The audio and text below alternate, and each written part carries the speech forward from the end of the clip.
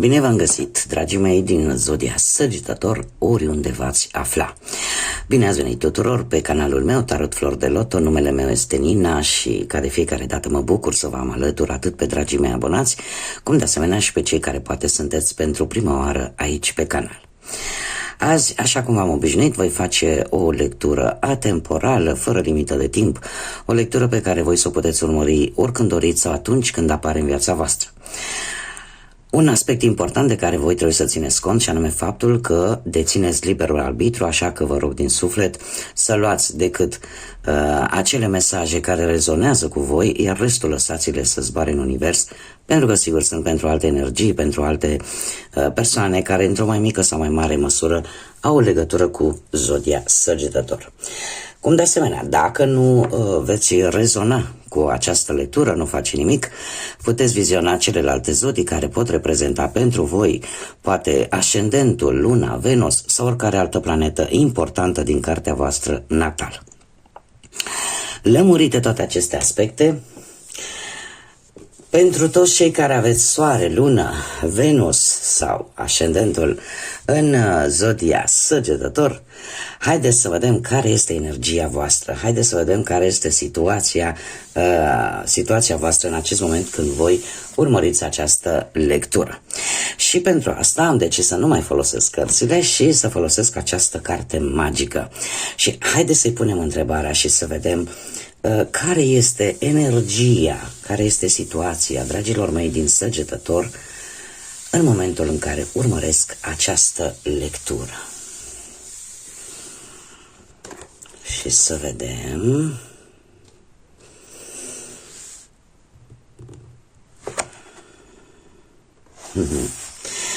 Munții de vânt. Se pare că chiar din vârful muntelui, al acelui munte plin de vânturi, răspunsul este să cauți noi înălțimi. Nu te conforma cu mai puțin, aspiră către mai mult, pentru că universul te ajută în toată această ascensiune a ta. Poate că tu ți-ai plantat ceva greșit sau poate că aspirațiile tale sunt prea mici. Acum, această carte magică, da, ne vorbește un pic în șarade, ca să zic așa, dar eu voi încerca să vă răspund cât mai pe înțelesul tuturor. Ce ne spune acest mesaj? Unii dintre voi sunteți în situația în care poate vă doriți mai mult, poate aveți un plan pe care vreți să-l puneți în aplicare, poate că nu știu, în orice aspect al vieții, indiferent că este el profesional, de dragoste, financiar, da? Există acolo ceva în voi care își dorește mai mult, vrea mai mult, da? Și totuși aveți unii dintre voi posibil temeri, frici, sau gândiți că aveți așa un soi negativist, o energie un pic negativă care vă dă târcoale acolo în căpușorul vostru. Mesajul cărții magice vine și spune în felul următor, că ești susținut, cel puțin în acest moment, ești susținut de către univers, de către divinitate, așa că aspiră mai mult. Nu te mulțumi cu frimituri, ca să zic așa. Cere mai mult de la viață, de la tine, pentru că poți și pentru că ești susținut de către univers, de către divinitate. Bun, acum, haideți să vedem ce ne spune tarotul pe plan profesional. Da, să o luăm așa pe categorii și hai să vedem pe plan profesional ce vine pentru dragii mei din Săgetător în următoarea perioadă de când ei urmăresc această lectură. Și cum bine vedem aici, avem o claritate. O claritate. Se pare că unii dintre voi ați început de curând o activitate care nu are nimic de văzut cu ce făceați voi înainte, cu mult înainte de a începe această activitate. De asemenea, e posibil ca această activitate să fie legată de transport. De ce nu? Pentru unii dintre voi. Foarte interesant. Ce trebuie să știți? Că sunteți siguri pe voi. Vedeți lucrurile foarte clar, chiar dacă poate n-ați început ceva nou și sunteți într-un post de lucru mai mai vechi, da? Vedeți exact cum sunt lucrurile și cam ideea este că și pe plan profesional îmi apare un nou stil de viață, un nou proiect de viață pe care voi vreți să-l puneți în aplicare. Avem Carul care pe partea asta profesională vorbește de schimbare de loc sau chiar dacă poate pentru unii dintre voi e posibil ca cineva din mediul vostru profesional de acolo să aibă ceva împotriva voastră, voi sunteți foarte hotărâți. Știți exact ce vreți, unde vreți să ajungeți și ce vreți să faceți. Carul mai poate vorbi de o schimbare de loc de muncă sau poate, cum am spus și mai înainte, poate posibil unii dintre voi să aibă ca job ceva legat de transport. Indiferent cum este el, că este terenal, naval, da? Deci poate să fie vorba despre acest aspect. Faptul că avem un 8 de bâte, asta îmi spune că direcția este bună și că se vor vedea rezultate destul de rapide, rezultate la care nici măcar tu nu te aștepți. E posibil dacă unii dintre voi sunteți în căutarea unui job și știți exact ce job vreți și știți exact cam unde ar trebui să fie, da? Aspirațiile voastre, așa cum bine am văzut și din energia voastră, sunt unele care aparent par de neobținut, dar trebuie să vă spun că cu acest 8 de bâte apar propuneri de joburi care să fie legate cu așteptările pe care le ai tu. Da? Iar 8 de bâte în general îmi vorbește de un drum liber, de multă energie care nu te poate opri nimeni, sau o comunicare foarte rapidă la distanță, unde se poate discuta despre o călătorie posibil cu avionul care este relaționată cu munca. Haideți să vedem pe plan financiar ce vine pentru dragii mei din Săgetător în următoarea perioadă. Și avem un 2 de spade, o luăm 1, 2. Doiul de spade pe plan financiar, material, îmi vorbește de un echilibru și o prudență. Se pare că în ultima perioadă ați fost destul de prudenți, nu ați cheltuit așa influențați de emoții și ați încercat să țineți un control destul de bun al banilor. Avem un as de bâte.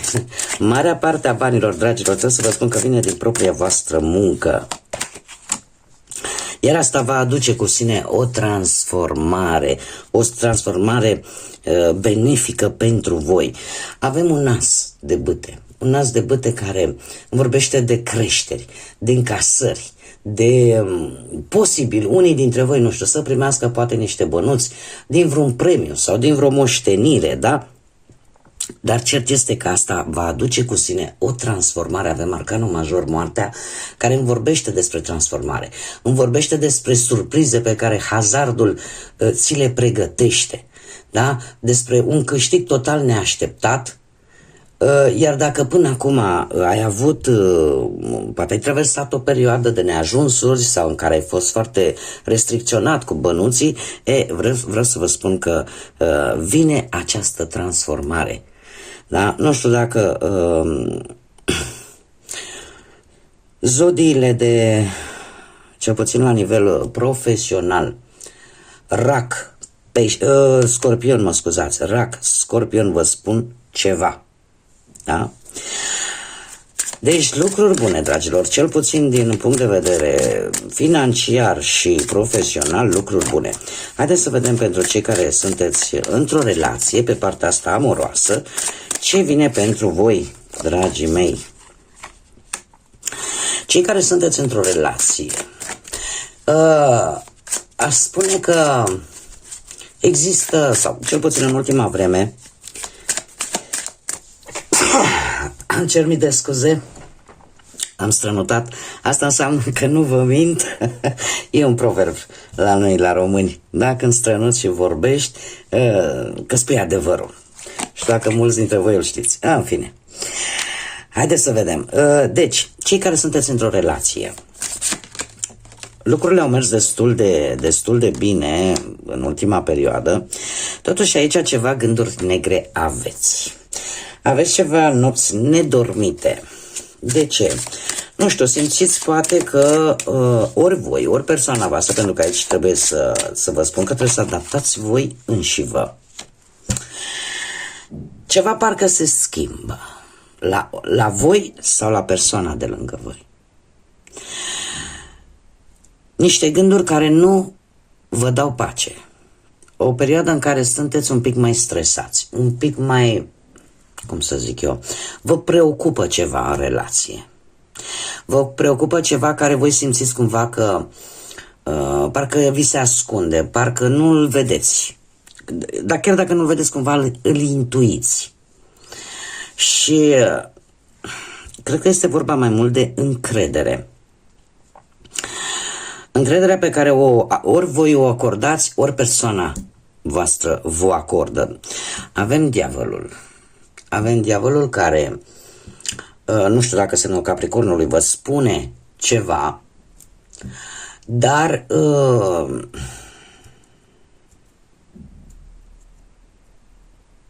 a avut loc o transformare. În ultima vreme, ceva s-a schimbat în relația voastră. Ceva care până acum poate nu și-a făcut simțită prezența. Există ceva aici care nu se spune. Faptul că avem atât diavolul, dar și împărăteasa, unul lângă celălalt, asta îmi spune că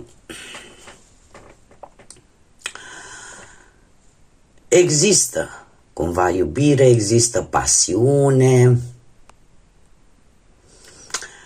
Totuși pot apărea discuții, confruntări poate din gelozie, care vin cu o instabilitate și în special cu gelozie.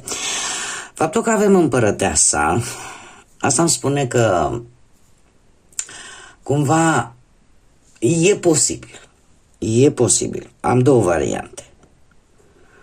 Ori aceste discuții să fie legate de o sarcină, de venirea pe lumea unui copil sau pur și simplu de dorința de a avea un copil, sau aceste gelozii să vină din cauza geloziei, faptul că voi cumva atrageți mai mult privirile. Și atunci se declanșează cumva ori voi, ori persoana de lângă voi. Traversați o perioadă în care unul dintre voi este mai atractiv decât în mod normal. Și știu că mulți o să-mi spuneți, dar cum, eu nu sunt atractiv mereu? Dragilor, sunt momente în care emanăm, da, ați văzut cum e și în regnul animal, da, emanăm o anumită energie care face ca ceilalți să fie atrași. Cer scuze. Să fie atrași de către voi. Și atunci toate lucrurile astea duc către aceste stări de gelozie, exact ca și cum te-ar pune pe tine într-o ipostază de gânduri negre. Da? Haideți să mai scoatem o carte, să nu vă las chiar așa, și să vedem ce vine după. Vine un 5 de spade, un 5 de spade care îmi vorbește de conflicte. Deci nu, veți continua, se pare că deocamdată cărțile, veți traversa o perioadă, trebuie să vă spun lucrul ăsta, convine, nu convine, asta este situația, sau mie asta îmi spun cărțile acum, da? Cel puțin pe partea asta a relațiilor, mie cărțile asta îmi transmit. Trebuie să vă spun că aceste conflicte, aceste neînțelegeri vor mai continua o perioadă și vom vedea probabil în lecturile viitoare dacă vom surprinde aceeași energie, pentru că indiferent ce aș pune, știți cum e ca și cum ai zice una caldă, una rece. Da, pentru că acest 5 de spade vorbește de dezacorduri și de conflicte care nu le puteți evita. Da, în care fiecare își va susține punctul de vedere, în care fiecare zice eu am dreptate, ba, tu ai dreptate, și trebuie să vă spun că din toate aceste discuții și din toate aceste certuri nimeni nu va avea de câștigat. Haideți să vedem pentru cei care sunteți singuri, iar aici înglobăm, dragii mei, atât persoanele care, din păcate, sunt văduve, da? Persoanele care sunt divorțate, persoanele care poate nu și-au găsit încă perechea, sau persoanele care, chiar dacă nu sunt divorțate, sunt despărțite, da? Nu mai sunt într-o relație, așa ca și concluzie, pentru că am avut niște mesaje în care mi se spunea de ce nu fac și pentru văduvi, da? Indiferent din ce motiv sunteți singuri, da? Vă încadrați în această parte a lecturii, da? Pentru persoanele singure. Și am un 4 de monede. 4 de monede pe partea asta a dragostei pentru cei care sunteți singuri îmi spune că ați, cel puțin în ultima perioadă, ați fost foarte introvertiți, ați fost foarte închiși în voi. Cumva parcă nu ați ieșit în lume, nu prea ați avut contact așa mult cu societatea. Poate v-ați ocupat mai mult, nu știu, de partea materială. Da? Sau poate pur și simplu ați simțit nevoia să stați un pic singuri, singurele și nu prea ați socializat foarte mult. Avem nebunul care îmi vorbește de o stare. Următoarea perioadă pentru voi va fi una în care vei zice, știi ce, chiar vreau să mă bucur de viață, vreau să călătoresc, vreau să văd cum este lumea, adică nu sunteți încă pregătiți pentru a avea un compromis sigur, da? Nu sunteți încă pregătiți pentru a spune, da, dom'le, vreau să intru într-o relație serioasă, da? Vreți așa să mai zburdați, ca să zic. Mai ales după perioada asta în care a stat destul de blocați. De ce? Pentru că avem și un 5 de monede. Un 5 de monede care îmi vorbește de posibil cineva de care vouă v-a plăcut, dar care nu v-a corespuns. Iar asta ori s-a întâmplat, ori se va întâmpla. Da? Vine și cu un sfat această carte, și anume acela de dacă vezi că o persoană nu ți arată niciun fel de interes vis-a-vis de tine, nu pierde timpul. Da? Nu pierde timpul, pentru că timpul este prețios și știți cum e, că dacă nu se pune și de stânga și de dreapta, nu iese nimic. Nu? Dacă vrem să facem o pâine, nu punem decât făină și atât. Ea vine și cu restul de ingrediente. Așa e și la o relație. Dacă nu se pune și din partea elaltă, degeaba puteți să puneți voi cât vreți de mult, pentru că nu iese. Da, așa că vine cu acest mic sfat, acela de a vă gândi mai bine și a nu vă pierde timpul cu persoane care nu vă acordă niciun fel de interes. Haideți să vedem ce mesaj are copilul interior din voi. Acel copil care de multe ori ne aduce nostalgia copilăriei, ne aduce nostalgia anilor trecuți. Care este mesajul pentru dragii mei din Săgetător pentru următoarea perioadă, te rog?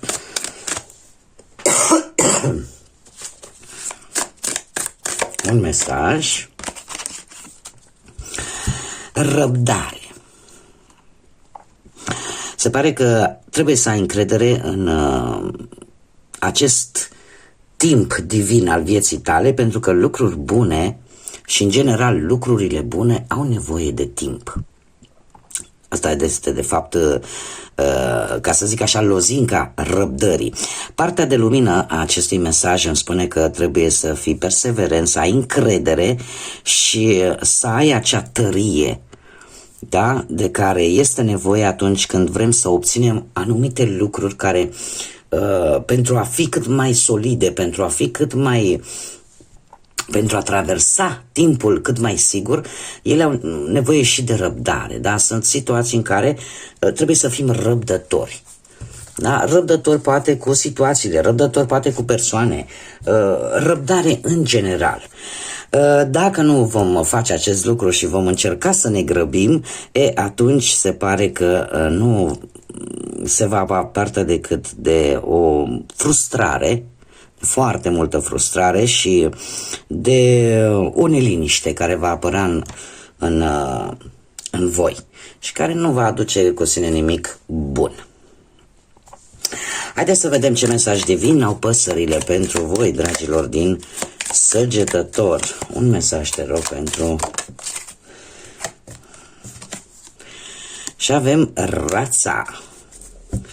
Rața care îmi spune așa: găsește confortul și echilibrul în lucrurile simple. Ai tot suportul, ai un întreg suport care te înconjoară.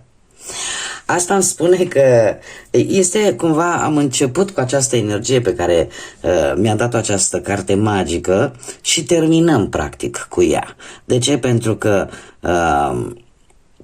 este un îndemn în primul și în primul rând să găsești liniștea, să-ți găsești sau să-ți regăsești acea energie pozitivă în lucrurile simple.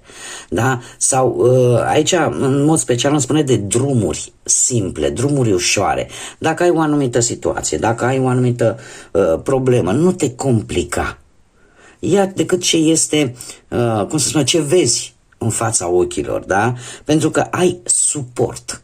Dar ești într-o perioadă, se pare, în care, cum am mai spus și la începutul acestei lecturi, cineva acolo sus vă iubește și încearcă să vă ajute.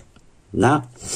Bun, dragii mei, aceasta a fost lectura pentru voi. Eu vă mulțumesc din suflet pentru atenția voastră, vă mulțumesc pentru like-uri, pentru toți cei care mi-ați lăsat comentarii, care ați distribuit, care v-ați abonat și, desigur, dau și această invitație celor care încă nu s-au abonat. Eu vă invit cu mare drag să o faceți, vă aștept cu mare drag aici pe canal și în felul ăsta să mărim așa această comunitate frumoasă a florilor de lotus. Cum de asemenea, dacă v-a plăcut, dacă ați rezonat și mai vreți să vedeți și alte lecturi de ale mele, nu ezitați, lăsați un like, un comentariu sau distribuiți. Mulțumesc din suflet tuturor celor care au făcut acest lucru, sunteți minunați și până la viitoarea noastră reîntâlnire la o nouă lectură, vă doresc din tot sufletul să aveți parte de cât mai multă energie pozitivă, de cât mai multă lumină în suflete, în gânduri și, desigur, să fiți iubiți, dragilor.